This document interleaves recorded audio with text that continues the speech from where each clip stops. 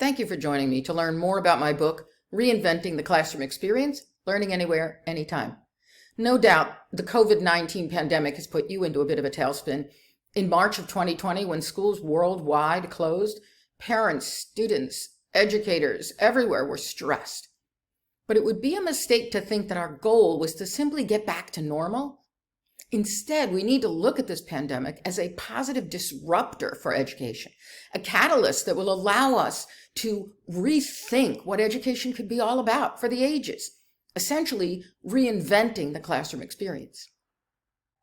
Over the course of human history, events have caused innovation. Most innovations were developed as a response to discrete events, history-specific problems, or technological opportunities. In 1918, the world experienced a flu pandemic. At the time, the medical profession didn't know much about viruses. They thought they were dealing with bacteria. But as a result of that event, we have learned so much more about viruses and antiviral medications. That was the beginning of a group that later spurred, I guess you would say they were the precursor to the World Health Organization. In 1929, a stock market crash in the United States plunged the country into a Great Depression. 25% of the workforce was laid off. People were on bread lines. There was a significant amount of event-induced poverty. But we also saw an influx of women into the job market that we'd never seen before. And there was a spike in patents. Innovation was everywhere. As a matter of fact, at that time, we invented the helicopter, magnetic recording tape, and the ballpoint pen. I have another story that I share in the book, but I'm not going to give that one away. The point is, let the COVID-19 pandemic be the disruptor for innovation in education, for us to reinvent the classroom experience for the ages. Just think back to 2020 when students suddenly went home to learn. Imagine if they were motivated, so motivated, that they were just learning on their own, looking things up on the internet, connecting with educators, connecting with one another, just fueled by a motivation to learn. Imagine if teachers weren't saying, "Why aren't the students showing up for the video conference session?" And imagine if beyond motivation, students had the executive function skills such as planning, focus, organization, following multiple steps, catching and correcting errors, persisting in a task, and more, that they were able to just take charge of their own learning. They could make decisions about what they needed to learn and how they could learn it. The teacher could be a curator of a learning environment, providing students with a variety of ways in which to learn, so that every student could access instructional activities, whether they were at a lower level, a high level. Every student got what they needed because they had the executive function to take charge of their own learning.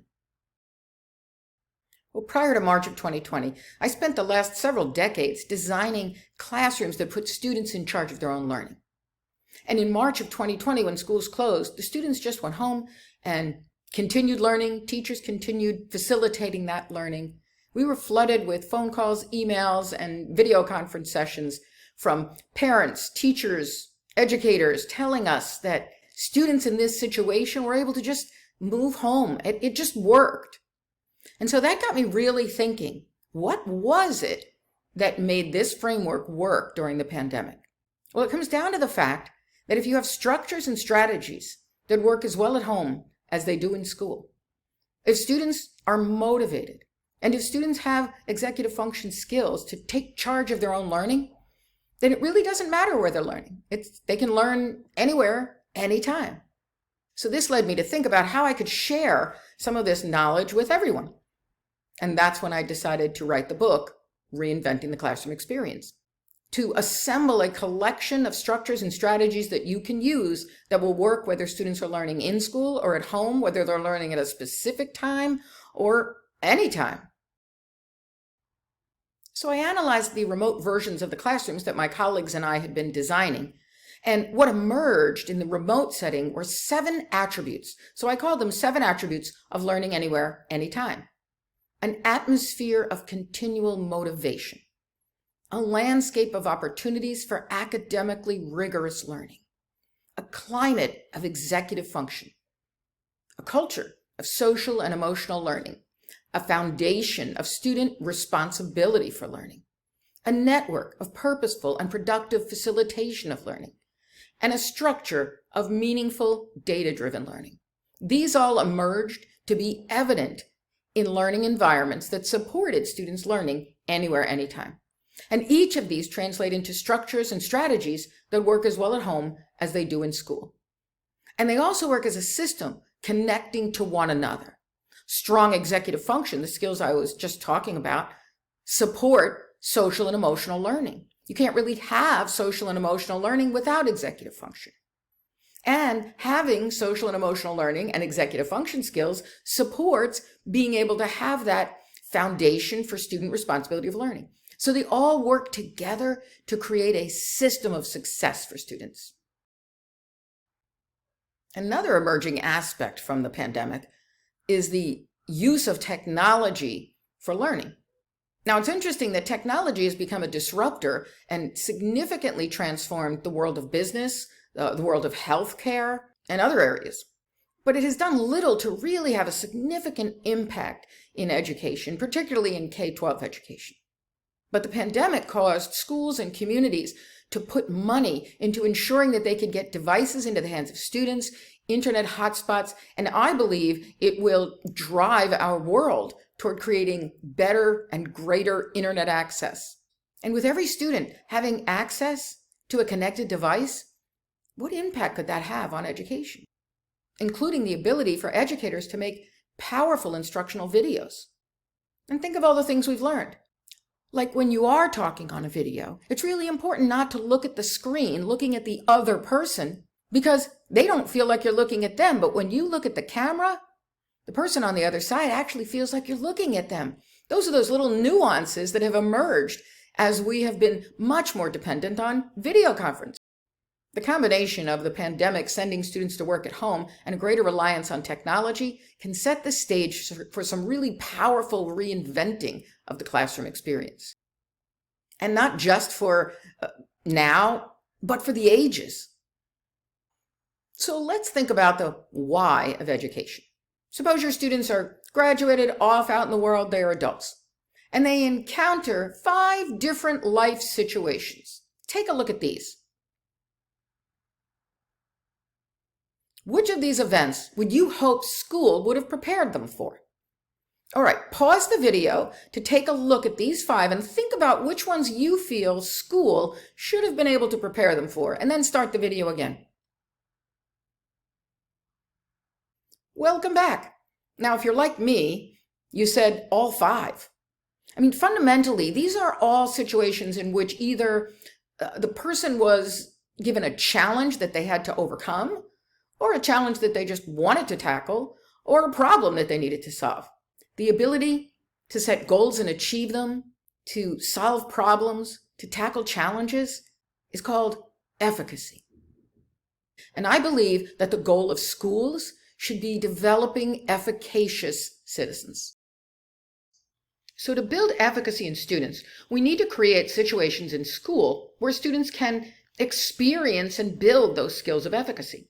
I believe that all instruction should begin with real-world problems or challenges that students want to tackle, because that builds an atmosphere of motivation, and that puts students in the position of needing to be efficacious. Now, let's think about the learning side of this. You know, think about a time when maybe you were going to try a new video game or board game, or learn a new skill, an instrument, a sport, whatever. If the experience was so difficult that you just couldn't even think about a path to mastery, then you'd probably want to quit. On the other hand, if it was so easy that it was just, yeah, I got that, eventually you become bored and just forget about it. But if you're in a learning situation where you are challenged just a little bit, you're motivated to figure it out. And then when you succeed, then you're motivated to get to the next level, and you're motivated to get to the next level. I mean, it's why people can play good video games for hours. The goal is to get every student learning at that middle level there. So it's not too hard and it's not too easy, but it's just right. Lev Vygotsky calls that the zone of proximal development. Mihai Csikszentmihalyi calls it flow. And the reality is, in a classroom absent of technology, it is very difficult for a teacher to provide the level of differentiation for every student to hit that sweet spot. But technology, now that provides that opportunity. So think about it. The pandemic has caused us to rely much more on technology, all become much better at using technology. We now have an opportunity to create a level of differentiation that we haven't achieved before. Let the pandemic be the disruptor that puts a high level of technology into the hands of students for core learning, allowing teachers to create videos and find web-based experiences and e-texts that can be used in learning.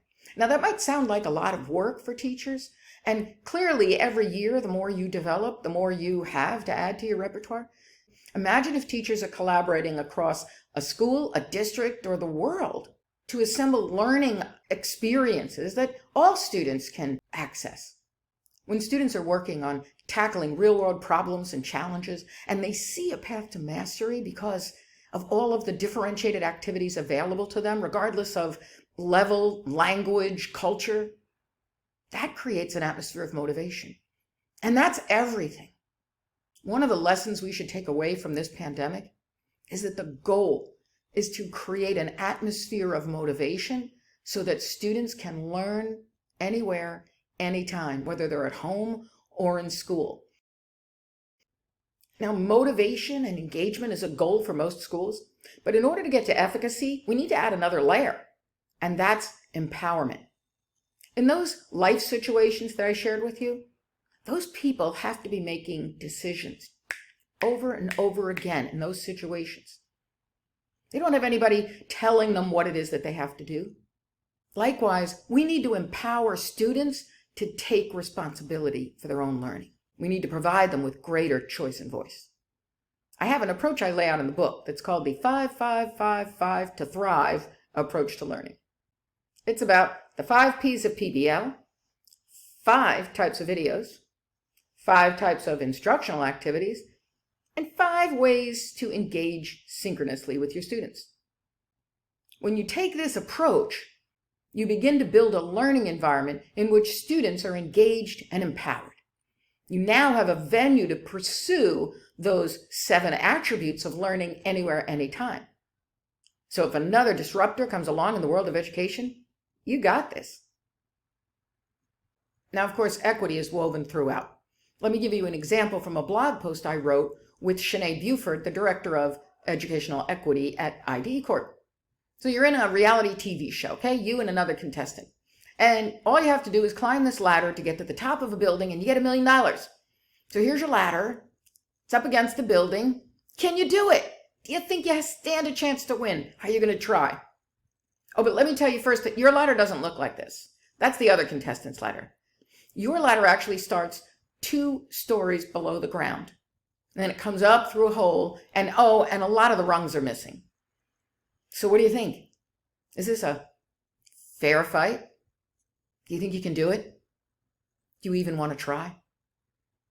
The reality is, for a lot of our students today, that second ladder is what they're facing. Not every student enters school or enters a classroom on the same ground level as the other students. Not every student has the background experience, the skills, prerequisite skills in order to make it happen. And sometimes they just want to quit.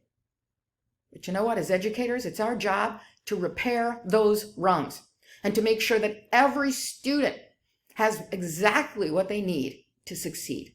That's what equity is all about. It's about taking action to repair rungs so that all students have every opportunity and access to every opportunity they need to achieve. I believe this is a time to take a great disruptor of education and turn it into innovation. I beg you not to long for the days of old, but to reinvent the classroom experience. I hope I've inspired you to read my book. I thank you for being a part of this world of education. So go out and change the world.